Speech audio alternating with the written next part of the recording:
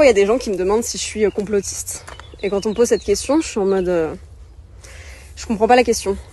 Je sais pas ce que ça veut dire, complotiste. Ça veut dire quoi? Est-ce que ça veut dire que parce qu'on se pose des questions sur le système dans lequel on vit, sur l'honnêteté des gens qui nous gouvernent, sur le gouvernement lui-même, est-ce que se poser des questions, être sceptique, ça veut dire être complotiste?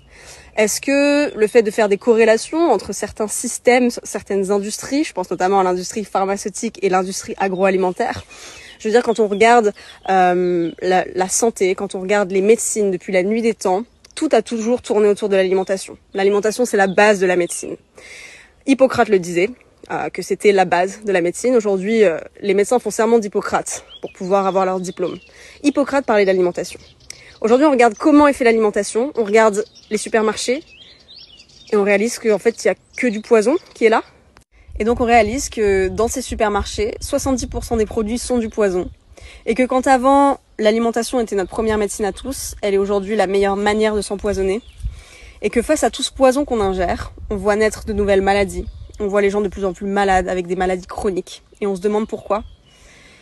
Et on a du coup l'industrie pharmaceutique face à tout ça qui arrive avec la pilule à prendre, le traitement à prendre, qui vous aidera à retrouver la santé.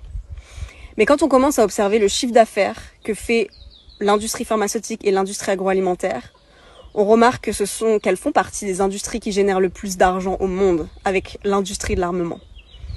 Et donc forcément, on commence à se poser des questions.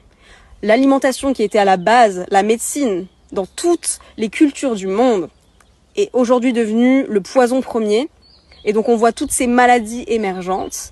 Et on remarque ensuite l'argent que fait l'industrie pharmaceutique sur les maladies, sur la maladie. Forcément, on se pose des questions. Et donc forcément, on finit par se poser des questions. Et d'ailleurs, je me demande personnellement comment on peut ne pas se poser de questions face à tout ça. Parce que les évidences, elles sont là. Et il y a tellement de gens qui sont en train de se réveiller, de réaliser. Des gens aussi qui sont dans l'industrie de la médecine, qui réalisent, qui se posent des questions et qui se disent qu'il y a des choses qui font pas sens. Et qu'il y a beaucoup de corrélations à faire, surtout. Et pour continuer sur la médecine, je blâme pas du tout les médecins parce qu'ils sont eux-mêmes pris au piège dans un système. Et ils nourrissent ce système-là sans même le savoir. Mais c'est important de se poser des questions, d'être sceptique, de remettre les choses en question de manière générale sur sa propre vie personnelle, sur le système dans lequel on vit.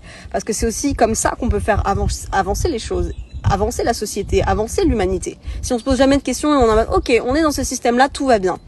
Tout va bien, vraiment. On regarde l'état, personnellement, quand je regarde l'état du monde, j'ai pas l'impression que tout va bien. Donc c'est bien de pouvoir se poser toutes ces questions et se dire, ok, qu'est-ce que j'ai envie de mettre en place pour un monde meilleur à mon échelle personnelle et aussi à l'échelle de l'humanité? Font-ils toujours ce symbolisme? Ce sont les seuls 3 émojis de singe. Ils symbolisent ne pas voir le mal, ne pas entendre le mal, ne pas dire le mal. Avez-vous déjà vu quelque chose d'horrible qui vous fait frissonner? La lumière est de l'information. Elle entre dans le cerveau par la rétine de vos yeux. Cette information affecte tout votre système nerveux. Tout ce que vous voyez, touchez, goûtez, entendez et sentez affecte positivement ou négativement votre système nerveux et contribue à façonner et modeler votre esprit. Et votre esprit façonne votre réalité. Les astronautes font cela parce qu'ils sont francs-maçons et ils savent que tout ce qui entre en eux les façonne d'une certaine manière. Ne voyez pas le mal, n'entendez pas le mal, ne dites pas le mal.